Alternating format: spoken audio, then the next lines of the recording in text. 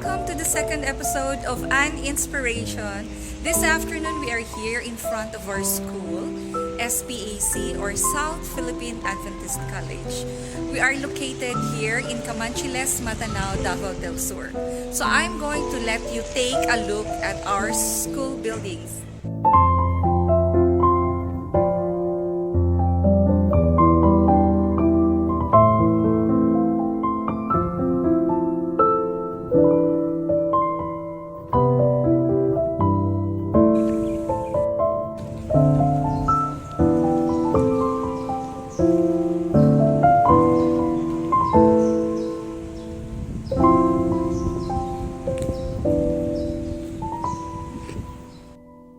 Right now, we are here in our administration building. This used to be our auditorium where we had our convocations or church services. But look at now, it's so dilapidated and so dirty. You can still see traces of things that were not kept after the earthquake. The third major earthquake that struck us was on December 2019 with a magnitude of 6.9, and so our buildings were left damaged. This used to be the buildings where I taught business subjects, because we have here our registrar's room or registrar's office, and those are classrooms where I used to teach my business subjects. And this stair here goes up to our faculty rooms. Here used to house the computer rooms where I taught my computer classes. Look at that. Okay. And here going up to our faculty room.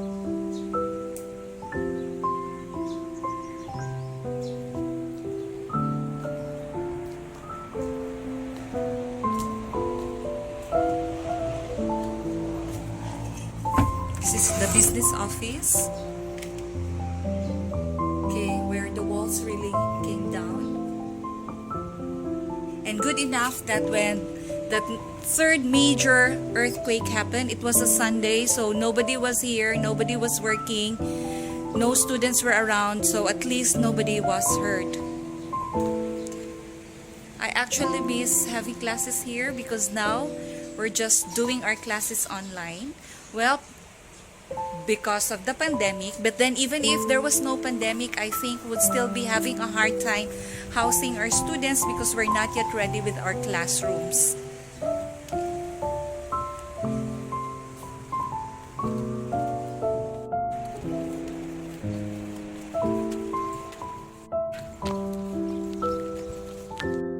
This building is our senior high school building, and unfortunately the second part of this building was just built for 1 year. It was just used for 1 year, and then the earthquake struck and now they are unusable. Let's go around.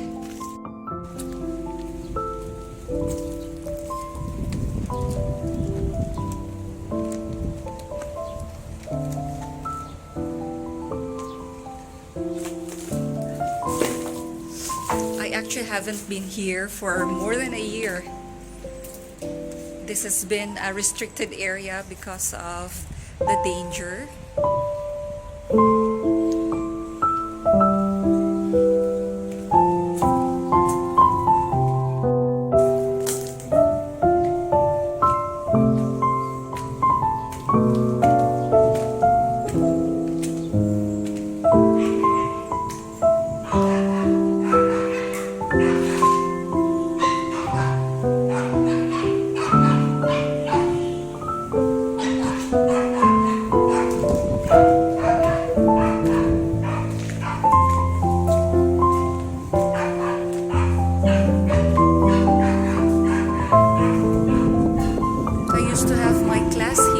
or MIL.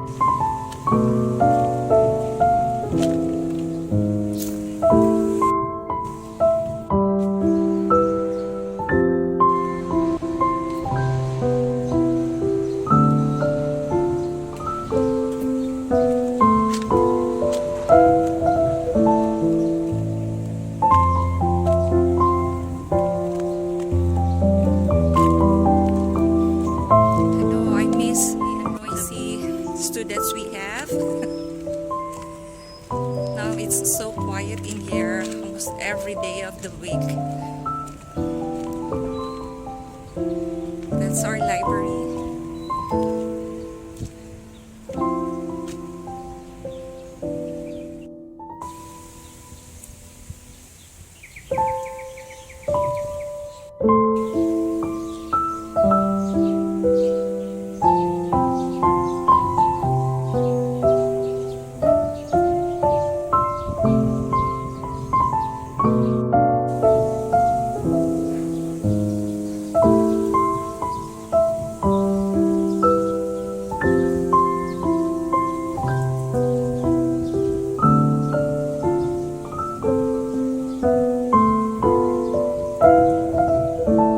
Yes, things have been difficult and we have been struggling with a lot of challenges here in our school.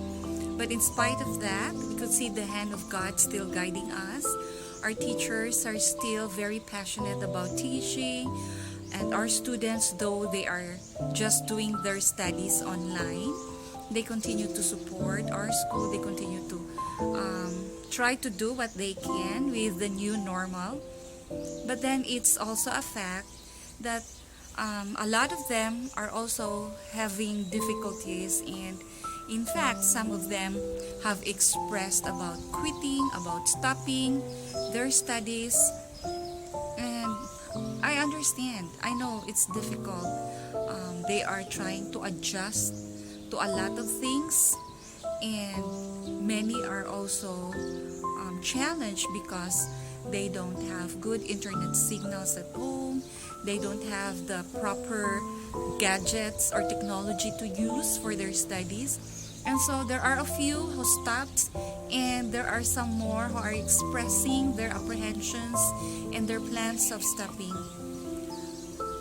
I don't know what to say, but let me just inspire you this afternoon with the poem written by Edgar A.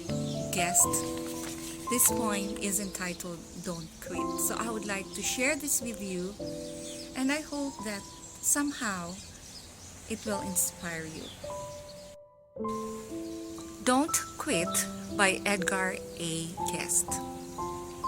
When things go wrong, as they sometimes will, when the road you're trudging seem all uphill, when the funds are low and the debts are high, and you want to smile, but you have to sigh, when care is pressing you down a bit, rest if you must, but don't you quit.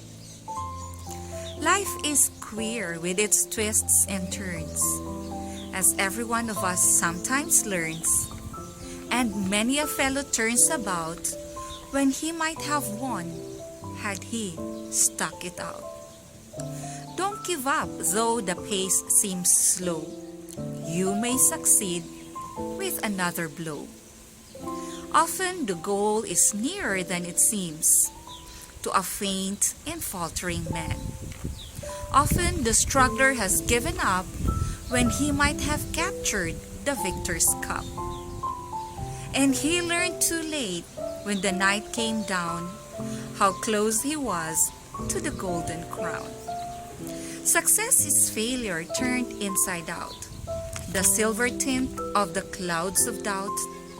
And when you never can tell how close you are, it may be near when it seems afar. So stick to the fight when you're hardest hit. It's when things seem worst that you must not quit.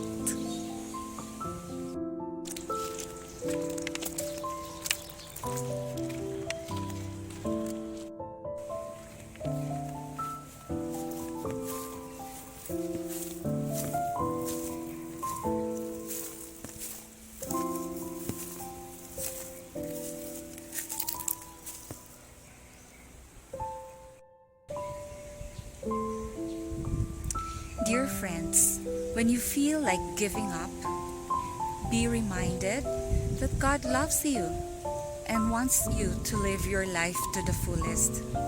If you're struggling in life, don't give up. Better things are yet to come. Keep fighting, keep moving. You are not alone. Know that you are in God's hands. He will provide the strength that you need. So be renewed by this promise found in 2 Chronicles 15:7. But as for you, be strong and do not give up, for your work will be rewarded. And in Isaiah 41 verse 10 it says, So do not fear, for I am with you. Do not be dismayed, for I am your God. I will strengthen you.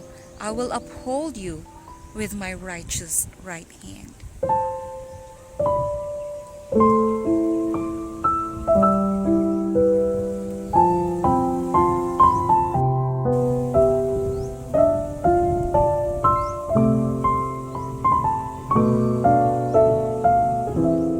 Thank you so much for watching ANNinspiration. God bless everyone.